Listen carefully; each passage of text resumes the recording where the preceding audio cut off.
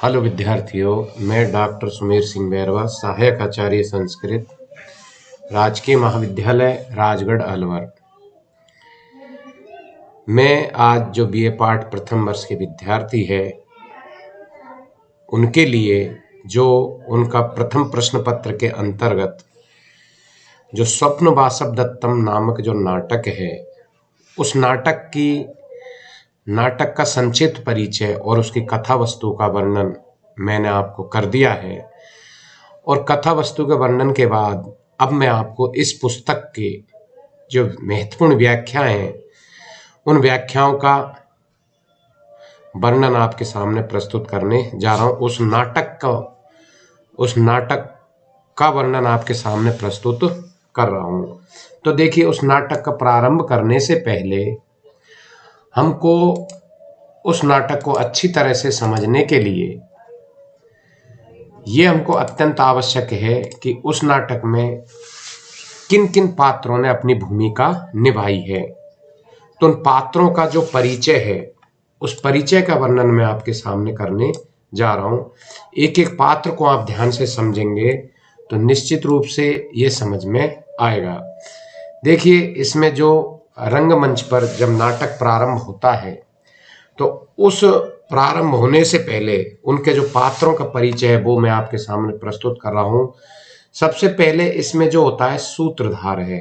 सूत्रधार कैसे कहते हैं? तो जो नाटक है, चाहे किसी प्रकार का कोई भी नाटक जब रंगमंच पर दिखाया जाता है तो सूत्रधार आकर के उस नाटक का प्रारंभ करता है। तो इसलिए नाटक का प्रारंभकर्ता या उस नाटक का अध्यक्ष उसको कहते हैं। फिर इसमें भटऊ का मतलब यहाँ पर दो सेवकों से वर्णन किया गया है कि जो महारानी पद्मावती है, जो मगध देश की महारानी राजकुमारी है, जो कि पद्मावती, उसके दो सेवक या दो सेवकों का नाम भटऊ यहाँ पर बताया गया है। फिर जो है योगंधरायण कौन था? तो योगंधरायण से तात्पर्य है कि वत्स देश का जो राजा उदयन है, उस वत्स देश के राजा उदयन का जो मंत्री है योगंधरायण, जो कि राजा का प्रधानमंत्री भी वो कहलाता है। फिर है राजा कौन था? तो वत्स देश का राजा कौन था? उदयन।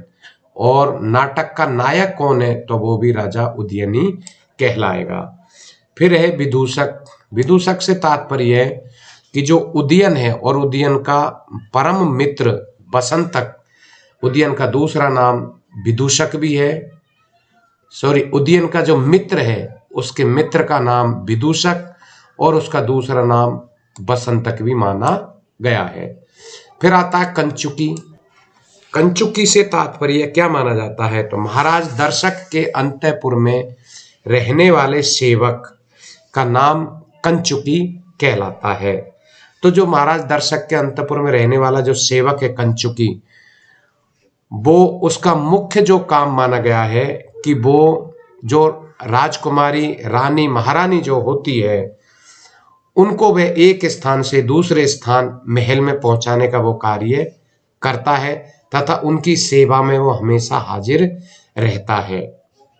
तथा अगला है ब्रह्मचारी। जो ब्रह्मचारी से तात्पर्य है यहाँ पर कि जो लबाणक नामक जो ग्राम इस नाटक के अंतर्गत बताया गया है, तो उसमें अध्ययन करने वाला एक विद्यार्थी है और उस विद्यार्थी का नाम ब्रह्मचारी यहाँ पर रखा गया है। तो इस प्रकार से ये पुरुष पात्रों का वर्णन यहाँ पर किया गया। और पुरुष पात्रों के अलावा अब जो मैं बताने जा रहा हूं वो है स्त्री पात्र। स्त्री पात्र कौन कौन से वर्णन यहाँ पर किया गया है? तो वासव दत्ता कौन थी? तो वासव दत्ता जो वत्स देश के राजा उदयन है, उसकी पत्नी अर्थात राजा की पटरानी और राजा प्रद्योत की पुत्री तथा अवंतिका, इन तीन परिचय इसके दिए गए हैं। एक तो ये राजा उदयन की पत्नी, दूसरी राजा प्रद्योत की पुत्री और तीसरी इसका नाम अवंतिका भी रखा गया है। इसके अलावा जो नाटक की नायिका है, नंबर 4, जो नाटक की नायिका है वह भी वासव दत्ता को ही नाटक की नायिका माना गया है। तो देखिए, नाटक की पटरानी किसे कहा गया है, या राजा उदयन की पटरानी का क्या नाम था, या प्रद्योत की पुत्री का क्या नाम था, या अवंतिका कौन थी। तो इस प्रकार से सारे मिलाकर के इनका एक ही उत्तर है, बासवदत्ता। फिर है पद्मावती। पद्मावती जो मगध देश है, और उस मगध देश जो दर्शक है उसकी बहन का नाम क्या है, पद्मावती माना गया है। और राजा जो उदयन है उसकी दूसरी पत्नी का नाम भी पद्मावती ही माना गया है। तो पद्मावती से तात्पर्य मगध देश की राजकुमारी, मगध देश के दर्शक की बहन, और राजा उदयन की दूसरी पत्नी का नाम पद्मावती माना गया है। फिर है तापसी। तापसी से यहाँ पर तात्पर्य है कि तपोवन में रहने वाली एक वृद्धा स्त्री है जिसको तापसी कहा जाता है, जो कि पद्मावती जिनसे आशीर्वाद आदि प्राप्त करती है। फिर है अगला चेटी। चेटी से तात्पर्य है कि पद्मावती की एक विश्वास पात्र परिचारिका का नाम या सेविका का नाम चेटी बताया गया है। इसके अलावा मधुरिका और पद्मनिका ये भी पद्मावती की सेविकाएं मानी गई है। धात्री। धात्री से यहाँ पर तात्पर्य पद्मावती है उसकी उपमाता का नाम धात्री माना गया है। और विजया राजा उदयन की परिचारिका और प्रतिहारी, राजा उदयन की जो परिचारिका का नाम है उसे विजया कहा जाता है। तो इस प्रकार से इस नाटक के अंतर्गत ये जो मुख्य रूप से माने गए हैं पात्र, पुरुष पात्र और महिला पात्र, जो कि नाटक में इनका महत्वपूर्ण रूप से प्रयोग किया गया है, जो कि आपको समझने के लिए अच्छी तरह से काम में लेने होंगे।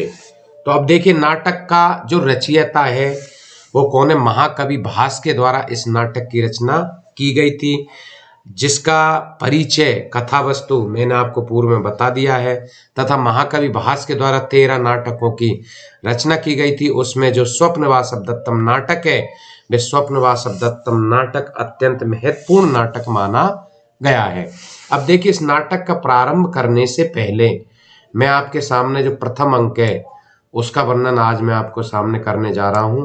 तो नाटक का प्रारंभ करने से पहले या किसी ग्रंथ को प्रारंभ करने से पहले, किसी कार्य को प्रारंभ करने से पहले संस्कृत साहित्य में या सभी में, चाहे कोई किसी प्रकार का काव्य हो, किसी प्रकार का साहित्य हो, प्रारंभ करने से पहले मंगलाचरणों का एक तरह से गायन करना, मंगलाचरण किसी आशीर्वाद लेना, ये एक महत्वपूर्ण चीज या महत्वपूर्ण कार्य माना जाता है कि किसी भी कार्य को प्रारंभ करने से पहले उस कार्य को निर्विघ्न समाप्ति तक पहुंचाने के लिए मंगलाचरणों का प्रयोग करना अत्यंत आवश्यक माना गया है। तो ये जो मंगलाचरण है ये मैं पहले भी आपको नीति शतकम के अंतर्गत बताया था कि जो मंगलाचरण है वो मुख्य रूप से 3 प्रकार के मंगलाचरण माने गए हैं।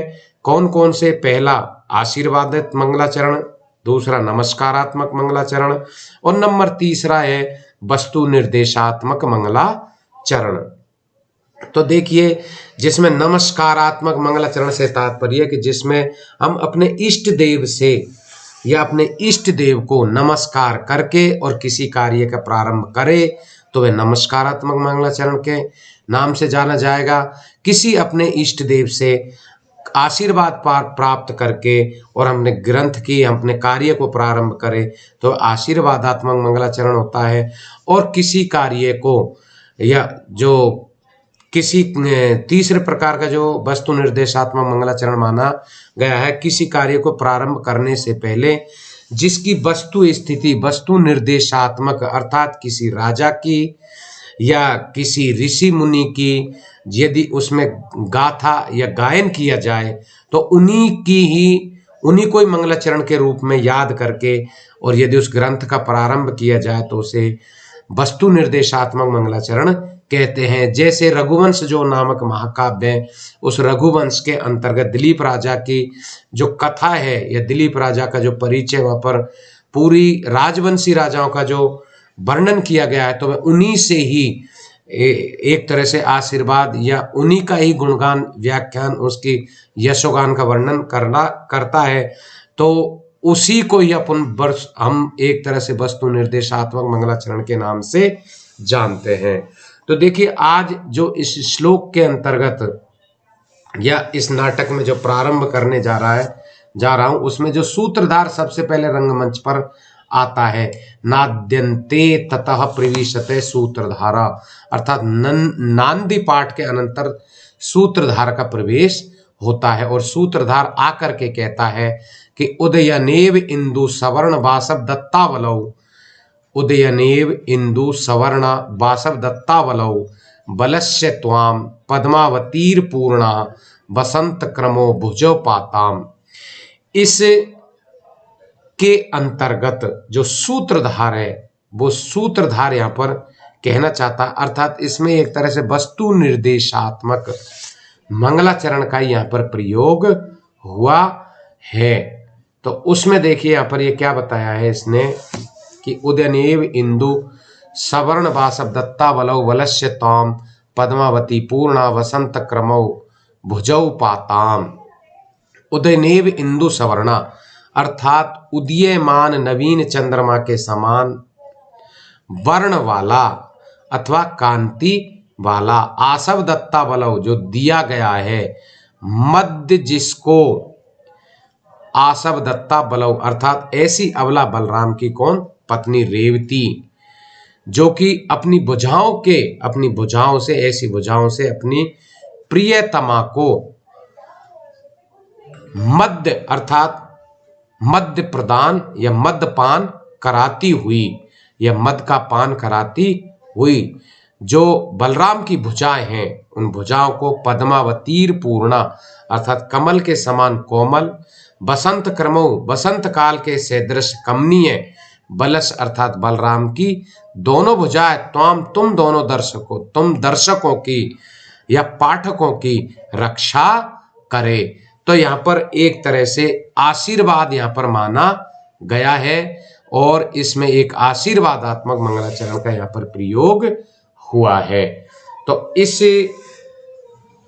मंगलाचरण के अंतर्गत भगवान जो बलराम है उस बलराम से एक तरह से आशीर्वाद दर्शकों के लिए यहाँ पर मांगा गया है कि आप उदय होते हुए नवीन चंद्रमा के समान उज्जवल, जो अपनी प्रियतमा रेवती को मदिरा प्रदान करने वाली, कमल सदृश कांति से परिपूर्ण और बसंत काल के सदृश कमनीय बलराम की भुजाएं तुम्हारी रक्षा करे। तो इस प्रकार से यहाँ पर सूत्रधार ने उनसे रक्षा करने का आशीर्वाद यहाँ पर मांगा गया है।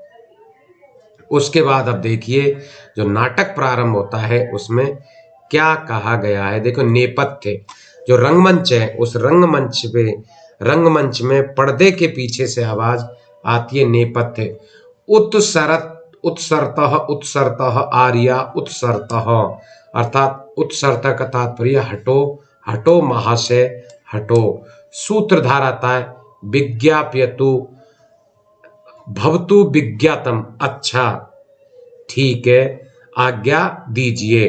फिर भृत्य मगधस्य राजस्य स्निग्ध कन्यानुगामिनी धृष्टम उत्सार्यते सर्वतो तपोवन गतो जनः, अर्थात फिर श्लोक के माध्यम से यहाँ पर बताया गया है कि मगध राजस्य अर्थात मगध राज की कन्या अनुगामिनी, कन्या का अनुगमन करने वाले अर्थात उसके पीछे पीछे चलने वाले, स्निग्धई स्नेह युक्त अर्थात प्रिय भृत्य सेवकों के द्वारा सर्वे सभी को तपोवन गता तपोवन में रहने वाले जन अर्थात लोगों को धृष्टता पूर्वक उत्सार्यते हटाया जा रहा है।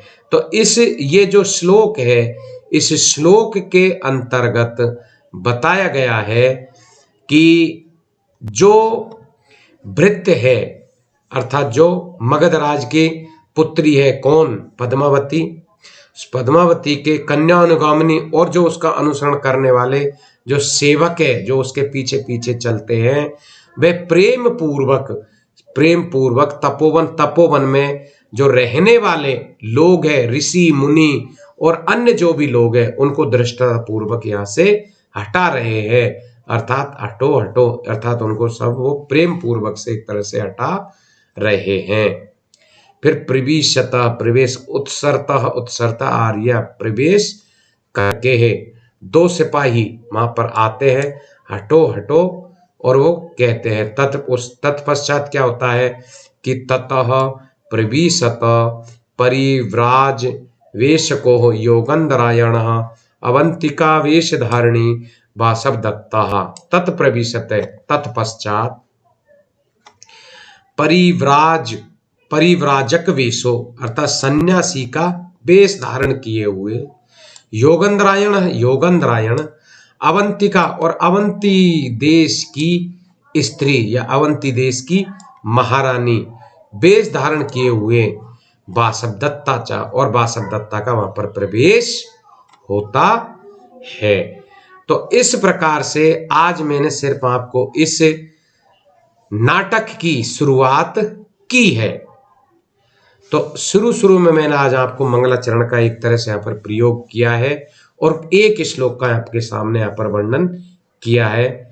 तो आज बस इतना ही मैं आपको बताना चाह रहा हूं, इसको आप ध्यान से पढ़े। धन्यवाद।